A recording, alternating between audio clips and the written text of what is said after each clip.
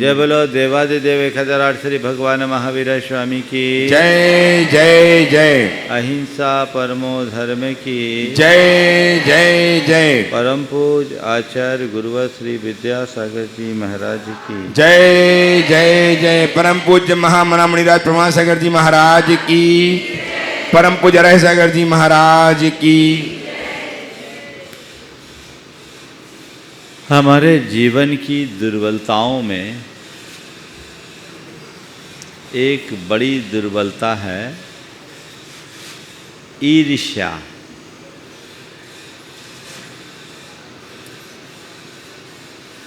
ईर्ष्या की आग जिस मनुष्य के हृदय में लगती है उसका चित्त हमेशा विदग्ध बना रहता है। प्रायः हर व्यक्ति किसी न किसी रूप में ईर्ष्या से पीड़ित या प्रभावित दिखता है। इस दुनिया में शायद ही ऐसा कोई व्यक्ति होगा जिसके मन में किसी के प्रति ईर्ष्या न हो, अथवा जो किसी की ईर्ष्या का पात्र न बना हो। लेकिन जब भी हमारे मन में ईर्ष्या का भाव जगता है, अनेक प्रकार की मनोविकृतियां साथ साथ पनपने लगती हैं और वह हमारे जीवन की सहजता और स्वस्थता को, चित्त की प्रसन्नता और शांति को लील जाती है। सच्चे अर्थों में देखा जाए तो ईर्ष्या की आग में हमारा जीवन खाक हो जाता है, कुछ भी बचता नहीं। वह हमारी सारी क्षमताओं को समाप्त करता है। हम एक ही बात जानते हैं, आग हमेशा किसी दूसरों को जलाने के लिए जलाई जाती है। दिया सलाई किसी वस्तु को जलाने के लिए जलाई जाती है, लेकिन दिया सलाई पहले जलती है। जिसे जलाना है वो जले न जले ये कोई ज़रूरी नहीं। हमारे हृदय में जिसके प्रति भी ईर्ष्या उत्पन्न होती है उसका बिगाड़ सुधार हो ये कोई ज़रूरी नहीं। लेकिन जिसके हृदय में ईर्ष्या की आग सुलगी है उसका बिगाड़ तो 100% सुनिश्चित है। अगर साधारण तौर पर किसी व्यक्ति से कहा जाए कि भैया किसी से ईर्ष्या नहीं रखो, तो यही कहेगा भाई मेरे मन में तो किसी से किसी भी प्रकार की ईर्ष्या नहीं है, है ना? है ना? आप लोगों से भी पूछूं तो शायद यही उत्तर होगा। और मैं भी भगवान से प्रार्थना करता हूँ कि सबका जीवन ईर्ष्या मुक्त हो जाए। लेकिन मेरे मन में किसी से ईर्ष्या नहीं है, इतना कहना मेरे ईर्ष्या मुक्त होने का प्रमाण नहीं बन सकता। अगर मैं ईर्ष्या मुक्त हूँ तो मेरा जीवन ईर्ष्या के लक्षण से मुक्त तो दिखना चाहिए। अगर बीमारी के लक्षण दिखे तो आदमी को स्वस्थ माना जा सकेगा क्या? स्वस्थ वही कहलाता है जिसमें बीमारी के कोई लक्षण न हो। ईर्ष्या एक बड़ी मानसिक बीमारी है और इसके 4 लक्षण हैं। आज उन चारों लक्षणों को अपने भीतर खोजना, यदि है तो मान के चलना ये आग लग गई, अब उसे मुझे बुझाना है। और यदि नहीं है तो कोई चिंता नहीं। आज मैं आपसे ईर्ष्या के संदर्भ में 4 बातें करूँगा। ईर्ष्या के लक्षण, ईर्ष्या का कारण, ईर्ष्या का परिणाम और ईर्ष्या का निवारण। लक्षण, कारण, परिणाम और निवारण, पूरा काम हो जाएगा। सबसे पहले है ईर्ष्या का लक्षण। ये मुझे अपने भीतर देखना है, दूसरों के लिए नहीं। हम लोगों की कमजोरी ये है कि हम हमेशा औरों को टारगेट बनाते हैं, खुद को नहीं देखते हैं। मुझे अपने आप को नापना है, किसी और को नहीं। और अपने आप को नापते समय इन 4 लक्षणों को अच्छे से समझना है। नंबर 1, किसी की प्रगति न देख पाना। नंबर 2, किसी की प्रशंसा न सह पाना। नंबर 3, अपनी अयोग्यता और अपात्रता की अनदेखी कर सामने वाले पर पक्षपात का आरोप लगाना। और नंबर 4, व्यर्थ में ही जलना कुढ़ना। सबसे पहले क्या बताया? ध्यान से सुनो। किसी की प्रगति न देख पाना, किसी की प्रशंसा न सह पाना, अपनी अयोग्यता और अपात्रता की अनदेखी कर सामने वाले पर दोषारोपण करना, पक्षपात का आरोप लगाना और व्यर्थ में जलना कुढ़ना। कोई तुमसे आगे बढ़ता दिखता है, तुम्हारे मन में क्या ख्याल आता है? द्विविध प्रतिक्रिया होती। एक व्यक्ति को आगे बढ़ता देखकर मन में हर्ष भी होता है और हृदय में प्रेरणा भी जगती है, चलो वो आगे बढ़ा, बहुत अच्छा किया, मैं भी ऐसे आगे बढ़ूं। और एक दूसरी प्रतिक्रिया है, वो इतना आगे कैसे बढ़ गया, अब मैं उससे आगे कैसे बढ़ूं। अपने मन को टटोलो, क्या होता है? ईर्ष्या हमेशा छोटों से नहीं होती। ईर्ष्या किससे होती है? बड़ों से। आचार्य गुरुदेव का एक बड़ा प्रेरक हाइकू है, ईर्ष्या क्यों करूं, ईर्ष्या तो बड़ों से हो, छोटा क्यों बनूं। हाइकू 5, 7 और 5 अक्षर में बटे 3 पंक्तियों की कविता होती है, जिसकी पहली पंक्ति में 5 अक्षर, दूसरी पंक्ति में 7 अक्षर और तीसरी पंक्ति में 5 अक्षर। ये कुल 17 अक्षर में जीवन का सार है। ईर्ष्या क्यों करूं, ईर्ष्या तो बड़ों से हो, छोटा क्यों बनूं।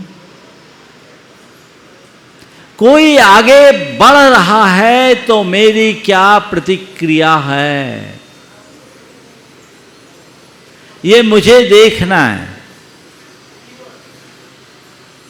अगर मेरी प्रतिक्रिया सकारात्मक है तो मेरे भीतर एक अच्छे इंसान का सृजन हो रहा है, और मेरी प्रतिक्रिया नकारात्मक है तो समझ मान के चलना कि मेरा पतन शुरू हो गया है।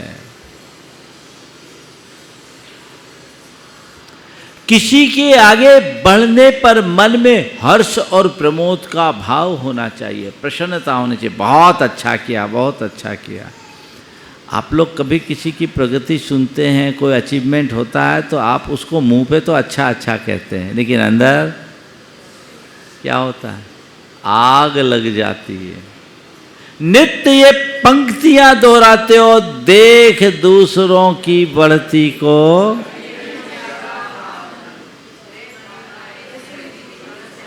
पर अंतर मन से पूछो। खासकर तब जब तुमसे छोटा तुमसे आगे बढ़ जाए। पचा पाते हो? प्राय लोग ईर्ष्या करके जीवन को छोटा बना लेते हैं वे छोटा ही नहीं जीवन को खोटा भी बना लेते हैं। कोई बढ़ रहा है, बढ़ने दो, अच्छी बात है, ये तो अच्छी बात है, हमारे लिए प्रेरणा है, सबके लिए प्रेरणा है। वो आगे बढ़ा, मैं भी आगे बढ़ूं, और लोग भी आगे बढ़े। लेकिन खुद कुछ अर्जित करो तो मैंने मेहनत से पाया, और किसी दूसरे ने कुछ किया तो जुगाड़ से बनाया, है ना। दृष्टिकोण उल्टा होता है। प्रकट में चाहे हम कोई प्रतिक्रिया ना करें, लेकिन अंदर ऐसे दुर्भाव जन्मते हैं, और जो इस तरह की प्रतिक्रिया के साथ जीते हैं उनका जीवन बड़ा जटिल हो जाता है। प्रगति को न सह पाने का क्या परिणाम होता है। दो भाई थे, बड़े प्रेम से रहते थे। बड़ा भाई छोटे भाई का पूरा ख्याल रखता था। एक दिन कोई बात आई और छोटे भाई ने बड़े भाई से कह दिया, भैया अब हमें अलग रहना है। बड़ा भाई कहता, अलग क्यों रहना चाहते हो? बोले नहीं, अब आपके साथ नहीं रहना है, हमको अलग ही रहना है, मैं अपना कुछ करना चाहता हूँ। बड़े भाई ने कहा ठीक है, तुझे अलग होना है तो हो जा, मैं चाहता तो नहीं हूँ कि तू अलग हो, लेकिन फिर भी तुझे अलग होना है तो तू जैसा चाहे वैसा कर ले, तेरे को सब पता है, सारे पेपर्स तेरे पास है, बिजनेस की स्थितियाँ तेरे पास है, तुझे जो करना है कर ले, सब पेपर तैयार कर ले। छोटा तो यही चाहता था। उसने पूरी संपत्ति और व्यवसाय में बहुभाग अपने पास रखा और एक भाग छोटे भाई के, बड़े भाई के लिए रखा। जब सामने पेपर लेकर आया तो बड़ा भाई बिना देखे पेपर साइन कर दिया। साइन किया, खुश। संपत्ति 10 आना उसने ली, 6 आना बड़े भाई को दी। और 2 दुकान थी, एक बड़ी दुकान एक छोटी दुकान। बड़ी दुकान खुद ले लिया और छोटी दुकान बड़े भाई को दे दिया। बड़ा भाई इसमें खुश था और बाद में उससे कहा कि भाई मैं एक ही बात चाहता, तू खुश रहे। बंटवारा हो गया, अलग अलग दुकान में शिफ्ट हो गए। पर व्यक्ति को एक बात सदैव ध्यान में रखना चाहिए, संपत्ति का बंटवारा हो सकता है, पुण्य पाप का बंटवारा नहीं होता। बड़े भाई को छोटे भाई ने संपत्ति कम दी, पर बड़े भाई का व्यक्तित्व बहुत अच्छा था। उस व्यक्ति की बड़ी जबरदस्त गुडविल थी और उसका व्यवहार बहुत अच्छा था। हर कोई उसके कायल और प्रशंसक थे। इधर पूरा पासा पलट गया। उसकी छोटी सी दुकान में रेलम पेल और इसका बिजनेस एकदम फेल, ठप। अब ये परेशान, उसे लगा कि मेरा बड़ा भाई कोई जादू टोना कर रहा है, मेरा धंधा मिट रहा है, ये बढ़ रहा है, कैसे काम चलेगा। उसने प्राइस वार करना शुरू किया, खरीद से कम में बेचना शुरू कर दिया। बड़ी मुश्किल होती है। लोग दूसरों के घर में आग लगाने के लिए अपना घर फूंकने को तैयार हो जाते हैं। उसने इस बात का आकलन नहीं किया कि ऐसा करके मैं जिंदा भी नहीं रह पाऊंगा, लेकिन बड़े भाई को नुकसान पहुंचाना है। बड़े भाई को जैसे ही इसका पता चला, देखो हृदय में प्रेम होता है तो जीवन का क्या रूप होता है, और द्वेष होता है तो जीवन की क्या दिशा होती है। छोटा भाई बड़े भाई को मिटाने में लगा है, और बड़े भाई को मालूम पड़ा, बड़ा भाई छोटे भाई के पास खुद चल कर गया, भैया मुझे लगता है कि तुम इन दिनों बहुत परेशान हो, तुम्हारी ये परेशानी मुझसे नहीं देखी जाती। मैंने कभी नहीं कहा था कि मुझे अलग होना है, तुम खुद अलग हुए, और तुमने जैसा चाहा वैसा मैंने किया, पर अभी भी मैं देख रहा हूँ तुम बहुत परेशान हो, और इसके लिए तुम जो रास्ता चुन रहे हो बर्बादी का रास्ता, मैं नहीं चाहता कि तुम बर्बाद हो। एक काम कर लो, यदि तुम्हें लगता है कि ये दुकान नहीं चलती वो दुकान चलती है, तो तुम उस दुकान में बैठना शुरू कर दो, समझ लो वो दुकान तुम्हारी है, मैं इस दुकान पर बैठ जाता हूँ। और यदि ये भी तुम्हें नहीं लगता तो एक काम कर लो, ये कपड़े का काम तुम पूरा खुद कर लो, मैं कोई दूसरा काम कर लूँगा, मुझे मेरे भाग्य पर भरोसा है, पर मैं अपने भाई को दुखी करना नहीं चाहता। मैं जो करूँगा वो कर लूँगा, मुझे अपने भाग्य पर भरोसा है, तुम एक काम संभालो, मैं दूसरा काम कर लूँगा। इतना सुनना था कि छोटा भाई का हृदय बदल गया। कहा भैया आप मेरे लिए भाई नहीं, आप मेरे लिए भगवान हो। मैं आपके लिए क्या सोचता था, और आपकी कितनी ऊंची सोच है। आपकी प्रगति को मैं नहीं सह पा रहा था, लेकिन आप मेरे को आगे बढ़ाने का इतना ऊंचा भाव रखते हैं। उसका हृदय परिवर्तित हो गया। उसने कहा अब मुझे आपके अलावा कहीं नहीं जाना, आपके ही साथ रहना। दृष्टिकोण यदि सही हो तो परिणाम बिल्कुल सही होगा। ये मैं कोई किस्सा नहीं सुना रहा, किस्सा तो ऐसे भी मैं बहुत कम सुनाता हूँ, नहीं सुनाता हूँ ऐसा तो नहीं, कभी कभी सुना भी देता हूँ, लेकिन ये आपके बीच घटी घटना है। ऐसा भी जीवन हो सकता है, और इस जीवन का जो आनंद है ना, उसे शब्दों में नहीं कहा जा सकता। दोनों भाई गले लिपट कर इतने देर रोए, इतने देर रोए कि अंदर की सारी आग उसकी बुझ गई, सारा कलश धुल गया, चित्त शांत हो गया। मैं आप सबसे कह रहा हूँ, कभी किसी की प्रगति को देखकर ईर्ष्या का भाव मन में मत आने दो। एक ऐसा हुआ, देखो एक केस ऐसा भी, एक के बेटी की सगाई एक अच्छे घर में हो गई। दूसरा रूप दे रहा हूँ, छोटे भाई की बेटी की सगाई एक अच्छे घर में हो गई। ये घटना आपके झारखंड बिहार की है।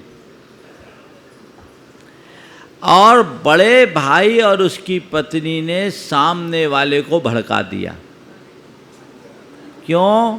इनकी रिश्तेदारी अच्छी जगह हो रही है, हमारे बच्चों के संबंध से इनका संबंध अच्छा नहीं होना चाहिए। वो आग लगाने की कोशिश कर रहे, भड़का रहे, लेकिन सामने वाला बहुत समझदार था। वो लड़की और उसके माँ बाप से बहुत प्रभावित था।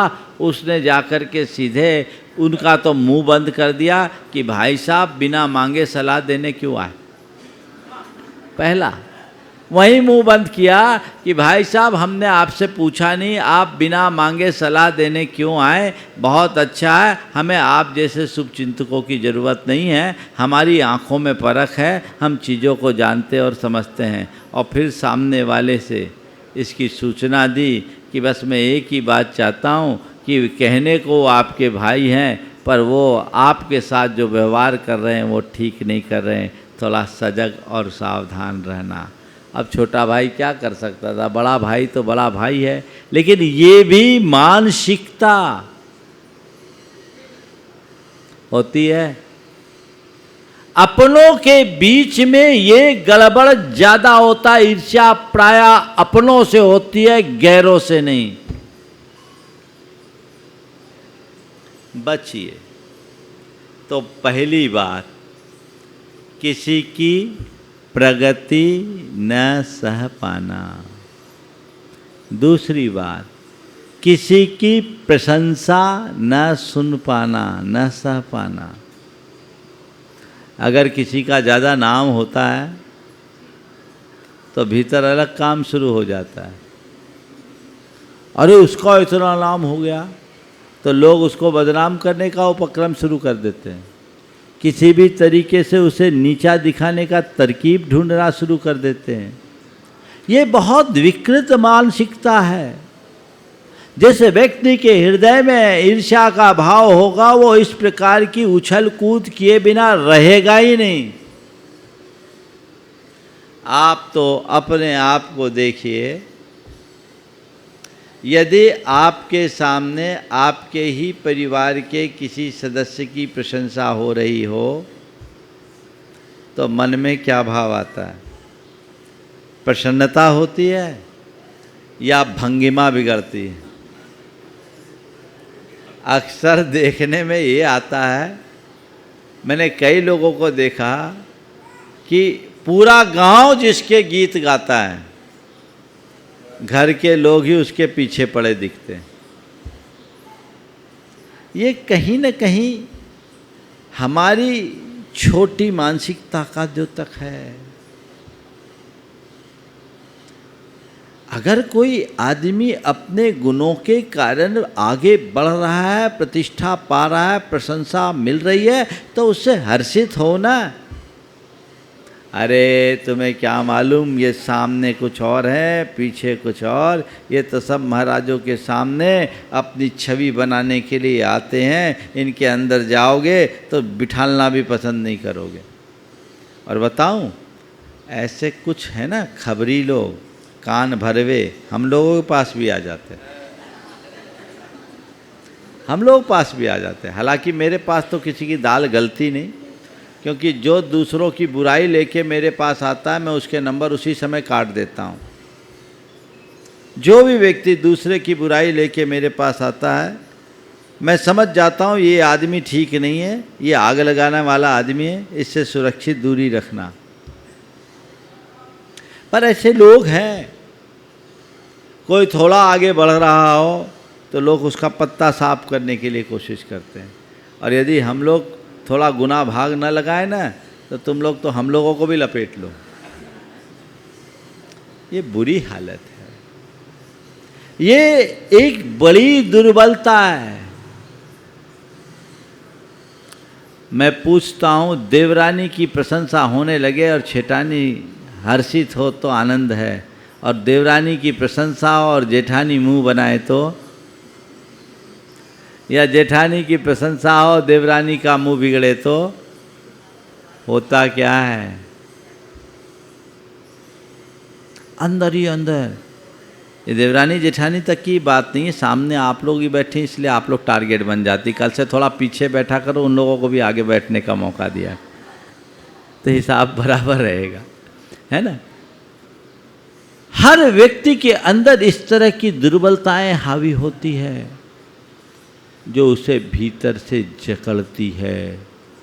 अगर ऐसी स्थिति है तो मान करके चलना, अंदर आग लगी हुई है जो हमारे जीवन को खाक करने वाली है। सावधान होना है। तीसरी बात, अपनी अयोग्यता या अपात्रता की अनदेखी करके सामने वाले पर पक्षपात का आरोप लगाना। अगर घर परिवार में किसी को माँ बाप के द्वारा कुछ ज़्यादा कृपा मिल रही है, स्नेह मिल रहा है, और वो उसके गुणों के कारण मिल रहा है, तो भी सामने वाला कहता है अरे ये तो उनका पक्षपात है। अरे केवल माँ बाप के ही साथ हो ऐसा नहीं, लोग तो गुरुओं के साथ भी ऐसा कर देते हैं। अगर मान लो कोई व्यक्ति का ज़्यादा योगदान,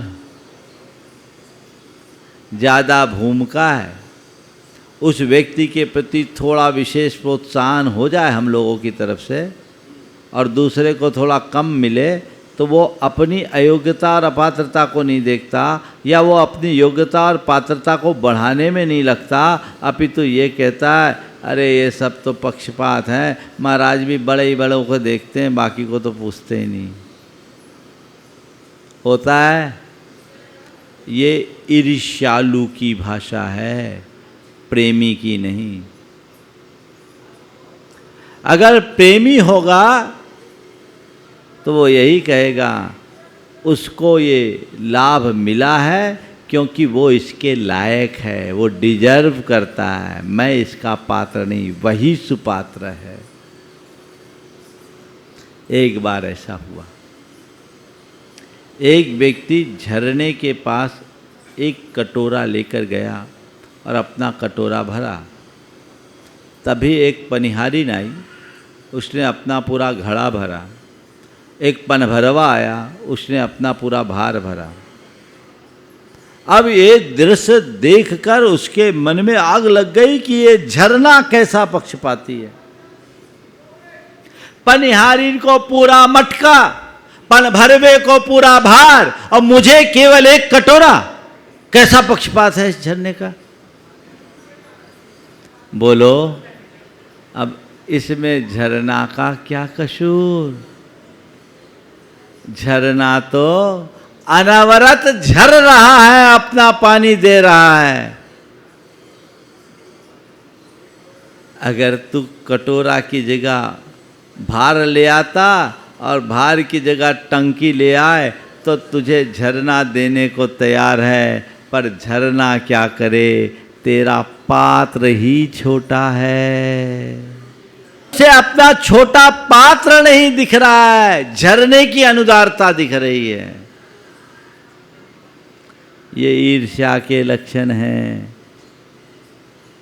तो कभी ऐसी कोई बात हो ऊपर नीचे तो अपने पात्रता को बढ़ाने की कोशिश करना, सामने वाले की उपलब्धियों को देखकर परेशान मत होना,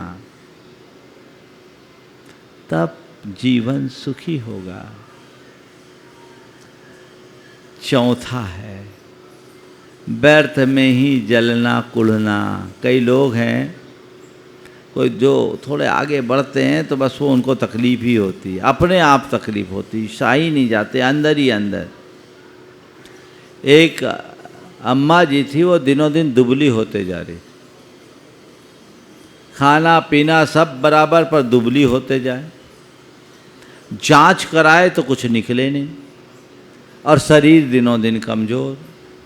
एक दिन उसके बेटे ने पूछा, अम्मा आखिर बता तुझे तकलीफ क्या है, हम सारी व्यवस्थाएं कर रहे हैं फिर भी तू दिनों दिन दुबली क्यों होते जा रही है, जांच में कुछ नहीं निकल रहा है, तेरी परेशानी क्या है? उसने कहा, क्या बताऊं बेटा, मेरी और कोई परेशानी नहीं है, पड़ोसन के घर जब मथानी चलती है ना तो लगता है कि मेरे घर छाती पर वो मथानी चल रही है। उनके घर इतना घी दूध होता है, हमारे यहाँ तो कुछ नहीं है, तो वो मथानी उसके मटके में नहीं चलती, मेरे छाती में चलती है, इसलिए मैं दुबली होते जा रही हूँ।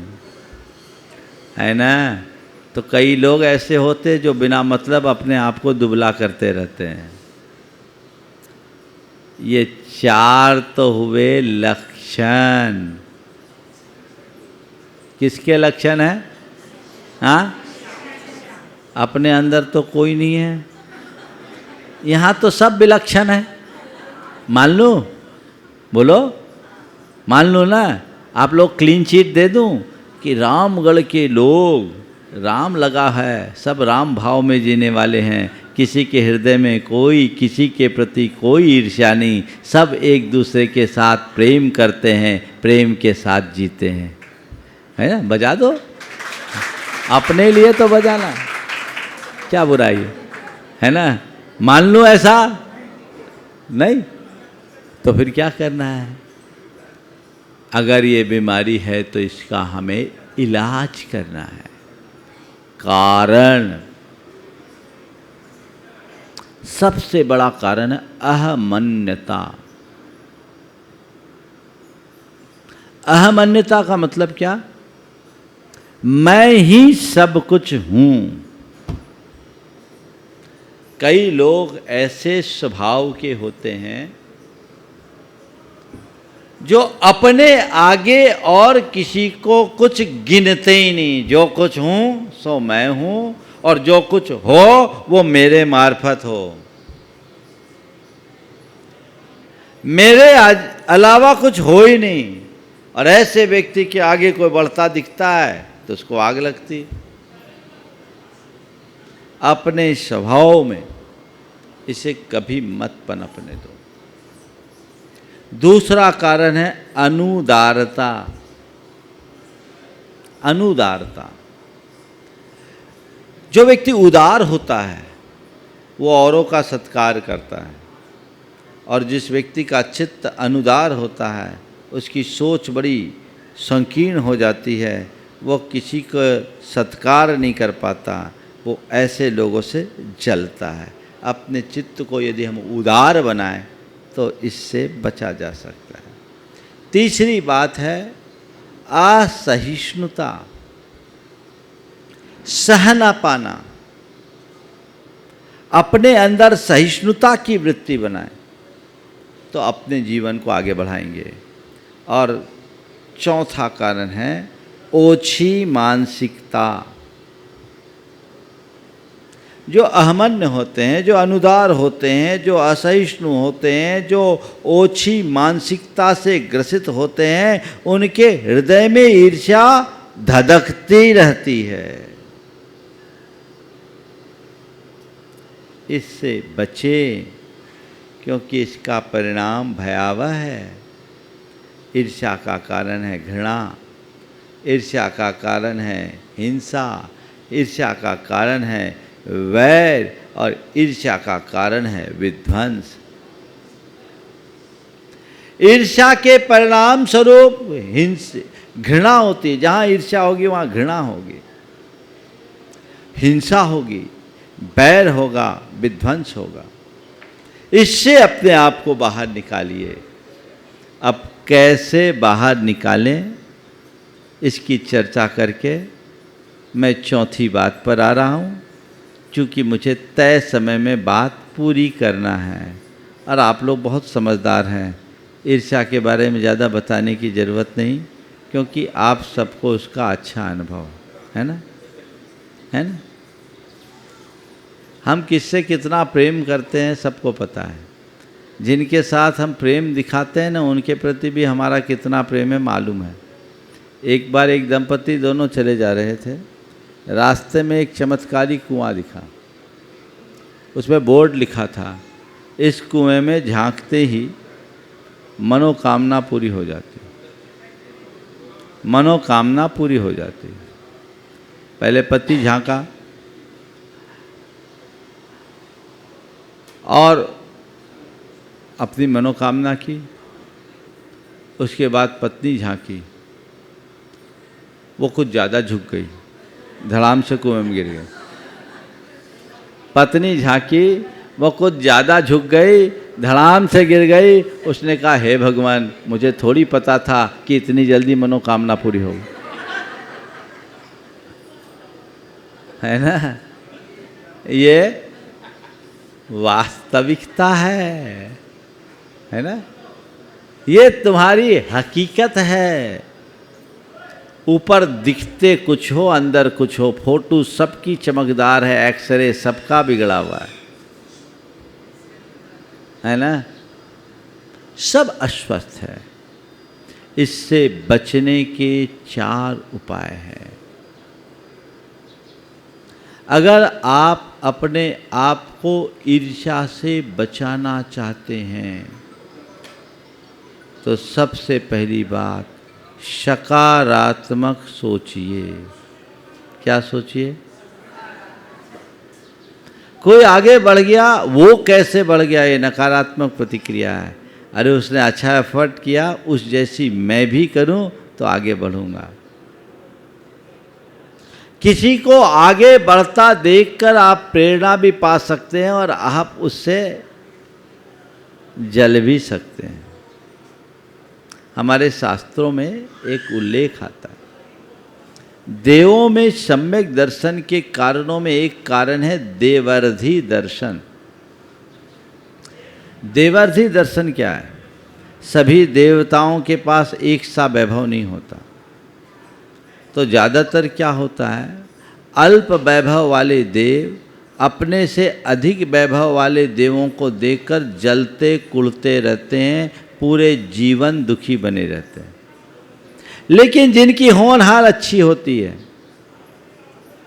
ऐसे कुछ देवता अपने से अधिक वैभव वाले देवों को देखकर अपना अंतर निरीक्षण करते हैं और सोचते, हाय मैंने सही मार्ग नहीं अपनाया, मैंने धर्म को नहीं अपनाया, मैंने सच्चे मार्ग को नहीं अपनाया, इसलिए आज मैं इस दुर्दशा को प्राप्त कर रहा हूँ। यदि मैं भोगों से विरक्त होकर धर्म को अपनाया होता तो इनसे भी आगे बढ़ गया होता। और यही प्रेरणा उनके हृदय को बदल देती है और सम्यक दर्शन बन जाता है। कोई आगे बढ़ गया, वो कैसे बढ़ गया, ये नकारात्मक दृष्टि है। वो बढ़ गया, मैं रह गया, क्योंकि मैंने अपना 100% प्रयास नहीं किया। मुझे अब और करना है, और करना है, और करना है। ऐसी सोच रखिए, आप आगे बढ़ोगे। आपके हृदय में किसी के प्रति ईर्ष्या का भाव नहीं जगेगा। दूसरी बात, ईर्ष्या से अगर अपने आप को बचाना चाहते हो तो हमेशा अपनी लाइन लंबी करने की कोशिश कीजिए, दूसरों की लाइन छोटी करने में सख्ती न लगाएं। अपनी लाइन लंबी करने का मतलब हमें केवल अपने लक्ष्य को देखना है, दूसरे की तरफ नहीं देखना। मुझे कहाँ जाना है ये देखो, कौन कहाँ पहुँच गया उधर देखने से क्या मतलब। अरे इतने आगे निकल गया, हमें उससे क्या मतलब। हमें अपनी लाइन आगे करनी है। आप जब रास्ते में गाड़ी चलाते हो, आप अपनी मस्ती में गाड़ी चलाते हो, जितनी स्पीड में आपको गाड़ी चलाना है चलाते हो, उस समय आपका ध्यान क्या रहता है, मुझे कहाँ जाना है, ये ध्यान रहता है ना। इस बीच कई गाड़ियाँ ओवरटेक करके आपको चले जाती है, आपको कुछ ख्याल रहता है क्या? गई सो गई, मेरे सामने मेरा डेस्टिनेशन है, मुझे वहाँ जाना है, बात खत्म। और अपनी गति से चलना, मैं पहुँचूँगा। और अगर ऐसा व्यक्ति एक कोई ओवरटेक कर ले, उसके पीछे भागे, फिर क्या होगा? तब तक दूसरा ओवरटेक करेगा, फिर तीसरा करेगा, फिर चौथा कोई अटैक कर देगा, बचेगा कहाँ? वो भागते ही रहेगा, यात्रा का आनंद नहीं ले पाएगा। आप अपने लक्ष्य को सामने रखकर उसे देखिए और केवल उसे आगे बढ़ाने की कोशिश कीजिए। किसी दूसरे से होड़ करने की आदत बंद कीजिए। अगर आप होड़ करोगे, दौड़ते रहोगे। हमें अपनी लाइन लंबी करनी है, आगे स्वयं को आगे बढ़ाना है, किसी को पीछे छोड़ने का ख्याल ही नहीं रखना है, कभी ईर्ष्या नहीं होगी। तीसरी बात, किसी से कभी तुलना मत कीजिए। जब लोग कंपैरिजन करते हैं ना, तो कंपटीशन के भाव आते हैं। क्यों करो किसी से कंपैरिजन? पर आप लोग बचपन से ये सिखा देते हो, दूसरे बच्चों से दूसरे बच्चों का कंपैरिजन करते, देखो उसके इतने मार्क्स आए, तुम्हारे मार्क्स नहीं आए, तुम्हें मार्क्स लाना चाहिए। उसके मन में शुरू से ऐसे कंपटीशन की भावना बना देते हैं जो आगे चल कर के उसे घोर ईर्ष्यालु, ज्वेलस और असहिष्णु बना देते हैं। क्यों किसी की तुलना करो? कोई हो आगे बढ़ा हो तो अपनी जगह, मैं कोई कम थोड़ी हूँ, वो भी अपनी जगह, मैं अपनी जगह हूँ। सर्वथा सब पूर्ण है, कोई अधूरा नहीं। न कोई किसी से बड़ा है, न कोई किसी से छोटा है। बड़ा है तो अपनी बला से, और पीछे आया तो अपनी बला से। वो दृष्टिकोण अपने अंदर जगाइए। हमें किसी से तुलना नहीं करना। यदि कोई तुलना करे भी तो कंपटीशन के लिए नहीं, कॉम्बिनेशन के लिए करे। तालमेल बनाकर अपने आप को आगे बढ़ाने की बात रखो। तो जीवन निखरेगा, जीवन आगे बढ़ेगा, जीवन का रस प्रकट होगा। ये दृष्टि होनी चाहिए। और चौथी बात,